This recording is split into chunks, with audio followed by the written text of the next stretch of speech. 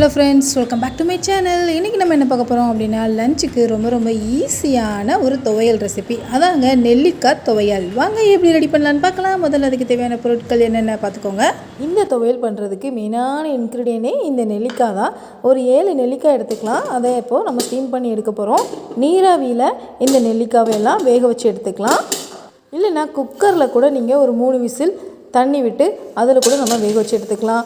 குறைஞ்சது 15 நிமிஷம் லோ ஃப்ளேமில் வேக வச்சு எடுத்திங்கன்னா பாருங்கள், நெல்லிக்காய் நல்லா வெந்து வந்துடும். கையை வச்சாலே விதைகள் தனியாக நெல்லிக்காய் தனியாக நமக்கு வெந்து வந்திருக்கும். இதை அப்படியே நம்ம தனியாக எடுத்து வச்சிடலாம். விதைகளை எல்லாம் ரிமூவ் பண்ணிவிட்டு நெல்லிக்காவை மட்டும் இந்த மாதிரி நம்ம தனியாக எடுத்து வச்சிடலாம்.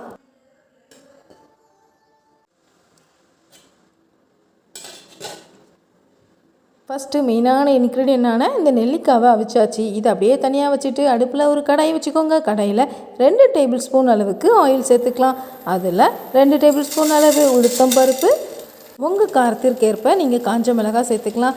நான் இங்கே 2 மிளகாய் வத்தலை காம்பு கிள்ளிட்டு ஆட் பண்ணிக்கிறேன். அடுத்ததாக 1 இன்ச்சு அளவில் இஞ்சியை நல்லா தோலுரித்து இந்த மாதிரி கட் பண்ணி சேர்த்துக்கலாம்.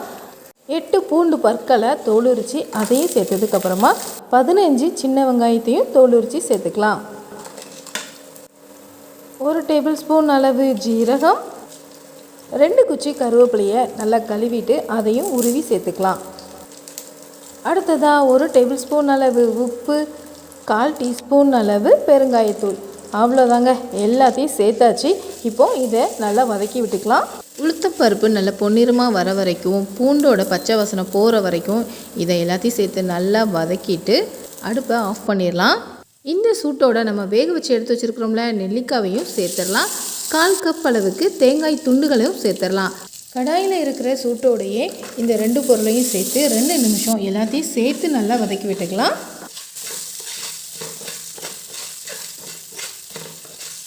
எல்லாத்தையும் சேர்த்து 2 நிமிஷம் வதக்கி விட்டதுக்கப்புறம் இதை நல்லா ஆற விட்டுருங்க. இது இப்போது நல்லா ஆறிடுச்சு. இதை ஒரு மிக்சர் ஜாருக்கு மாற்றிடலாம்.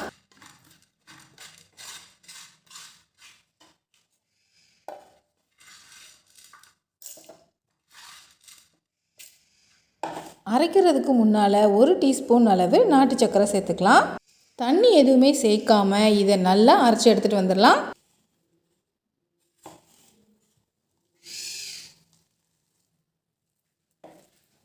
அரைச்சதை இந்த மாதிரி குட்டி குட்டி உருண்டைகளாக பிடிச்சி வச்சிட வேண்டியதான்.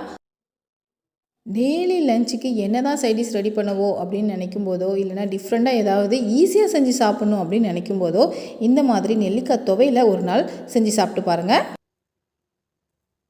இந்த மாதிரி குட்டி குட்டி உருண்டைகளாகவும் பிடிச்சி வைக்கலாம். இல்லைனா எல்லாத்தையும் சேர்த்து முழுமையாக ஒரு உருண்டையாக கூட நம்ம பிடிச்சி வச்சுக்கலாம். அவ்வளோதாங்க, நெல்லிக்காய் துவையல் தயார். லஞ்சுக்கு ரொம்ப ஈஸியான சைடிஷ் மட்டும் இல்லாமல் ரொம்ப ஹெல்த்தியான சைடிஷும் கூட இது. சுட சுட சாதத்தோட நெய் அப்படி இல்லைன்னா நல்லெண்ணெய் சேர்த்துட்டு இந்த நெல்லிக்காய் உருண்டை ஒன்று எடுத்து வச்சு அப்படியே சாதத்தோடு பிசைஞ்சு சாப்பிட்டு பார்த்தீங்கன்னா அன்றைக்கி லஞ்சு அப்படி இருக்கும். சாதத்தோட இந்த துவையல் மட்டுமே வச்சு சாப்பிட்லாம். வேணும்னா உங்களுக்கு எக்ஸ்ட்ராவாக காய் எதுவும் செஞ்சு கூட இதுக்கு சைடிஷாக வச்சு சாப்பிட்டுக்கலாம்.